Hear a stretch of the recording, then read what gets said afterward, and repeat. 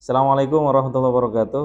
Alhamdulillah wassalatu wassalamu ala Rasulillah Sayyidina Muhammad ibn Abdullah wa ala alihi wa sahbihi wa man tabi'a sunnatah min yaumina hadza ila yaumin naqta.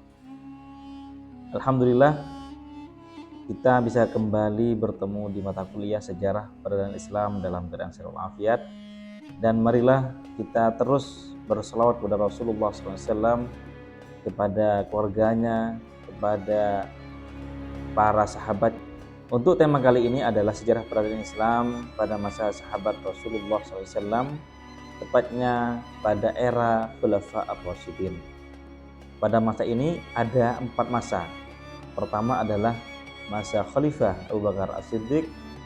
Yang kedua adalah pada masa Sayyidina Umar bin Khattab.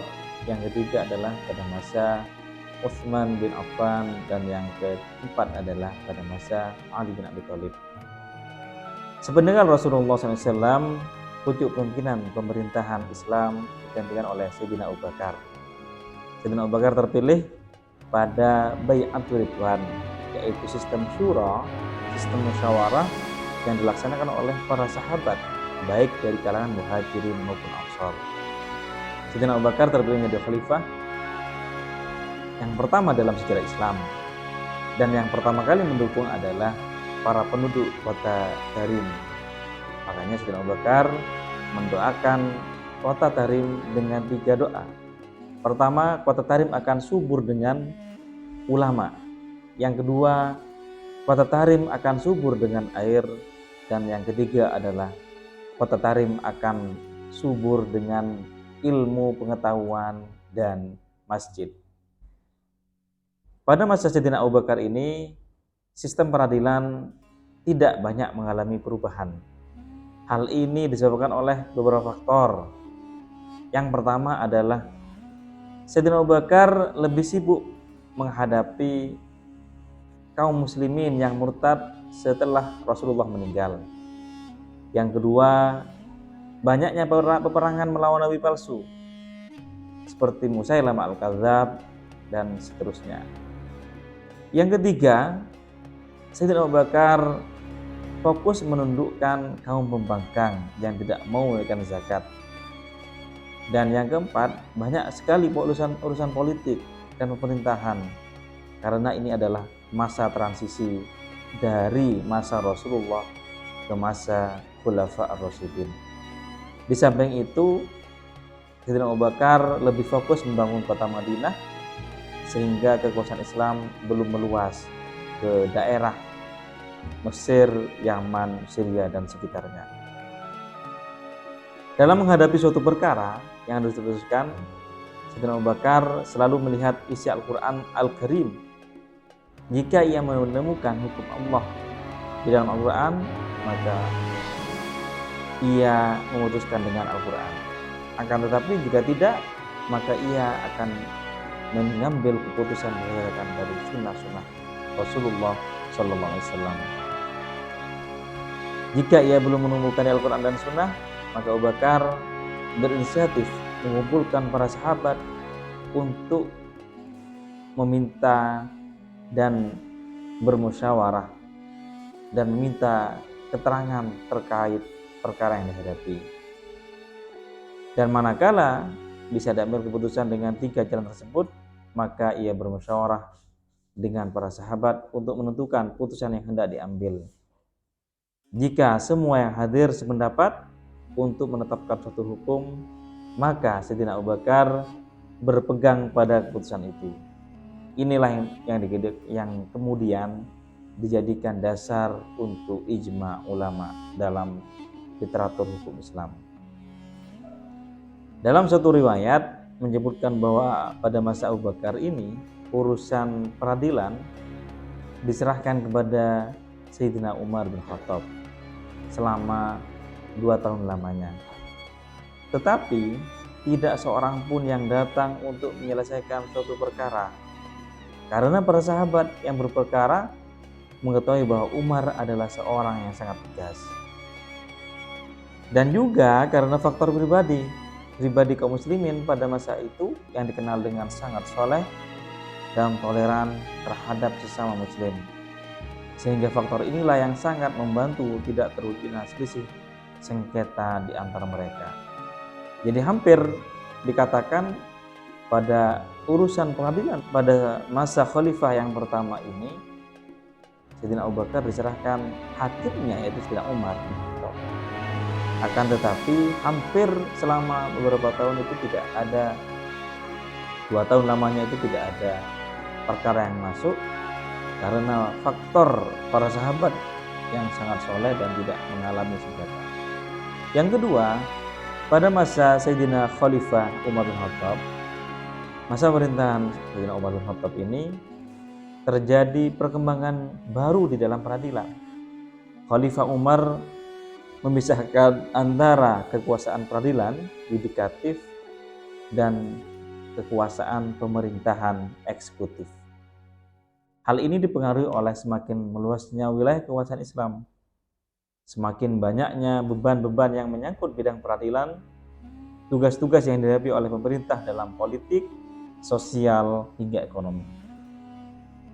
Sehingga keharusan peningkatan perhatian dalam urusan pemerintahan di daerah-daerah serta berbagai corak ragamnya dan pergaulan orang-orang Arab dengan orang-orang lain Arab, non-Arab atau Ajam pun sudah sangat erat.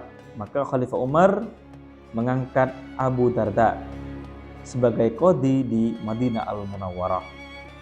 Kemudian mengangkat Shuraih bin Qais bin Abil As di Mesir dan Abu Musa Al-Asy'ari di Kufah. Sedangkan untuk daerah Syam diberi pula hakimnya sendiri. Menurut kitab Tarikhul Islam, Abu Musa menjadi hakim pada masa Umar hanya untuk Basrah saja. Sedangkan untuk pengadilan Kufah diserahkan kepada Shuraih. Di masa Utsman barulah Abu Musa menjadi hakim di Kufah.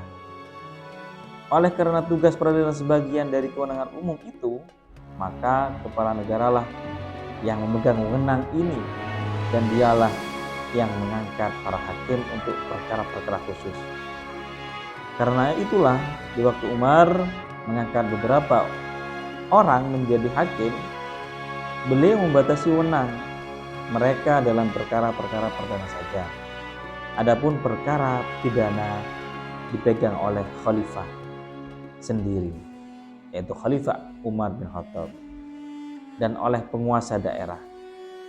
Para khalifah senantiasa mengawasi perbuatan para penguasa daerah dan hakimnya, serta terus-menerus memberikan petunjuk-petunjuk dan bimbingan-bimbingan. Lalu pada masa yang ketiga, yaitu pada masa Khalifah Utsman bin Affan.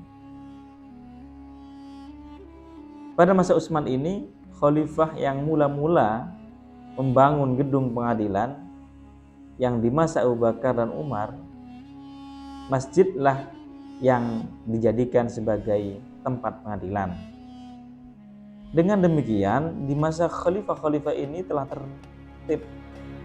ditertibkan gaji bagi pejabat-pejabat peradilan dengan diambilkan dari kas Baitul Mal yang mula dirintis oleh Sayyidina Abu Bakar.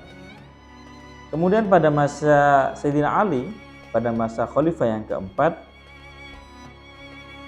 Sayyidina Ali mengangkat Abu Nakhai sebagai gubernur Utsur dan Mesir dengan peran-perannya agar ia bertakwa kepada Allah dan agar hatinya diliputi rasa kasih sayang dan kecintaan kepada rakyat, dan agar musyawarah dan memilih penasihat-penasihat serta dijelaskannya tentang siasat pemerintahan.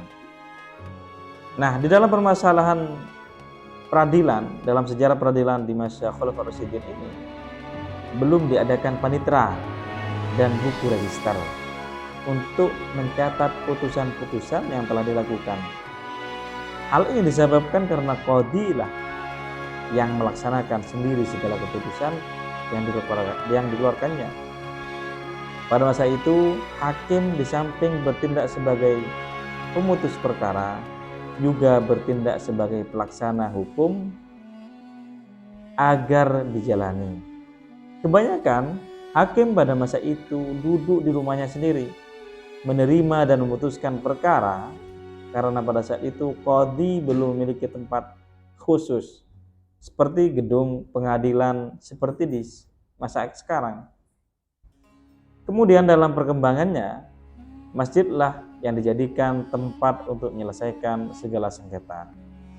Karena masjid-masjid pada masa itu tidak hanya khusus untuk tempat sholat, yang memang dengan demikian sebenarnya fungsi masjid, ia merupakan pusat bagi memecahkan segala urusan sosial seperti peradilan, bahkan merupakan kantor pusat pemerintahan dan juga sebagai tempat perguruan tinggi.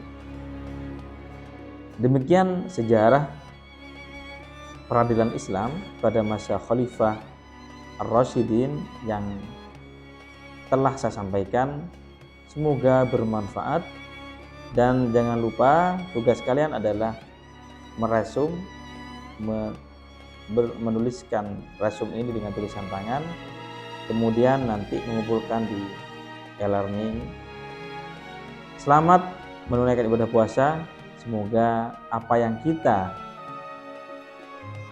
impikan, apa yang kita kerjakan, apa yang kita amal-amal baik kita oleh Allah Subhanahu wa taala diterima, dan semoga dosa-dosa kita diampuni oleh Allah Subhanahu wa taala. Jika ada pertanyaan, silahkan tanya di komentar. Jika tidak ada, silahkan resum dan kumpulkan sesuai dengan waktu dan deadline yang ditentukan. Bittaufiq wan najah, wallahul muwaffiq ila aqwamit thoriq, wal 'afwu minkum. Wassalamualaikum warahmatullahi wabarakatuh.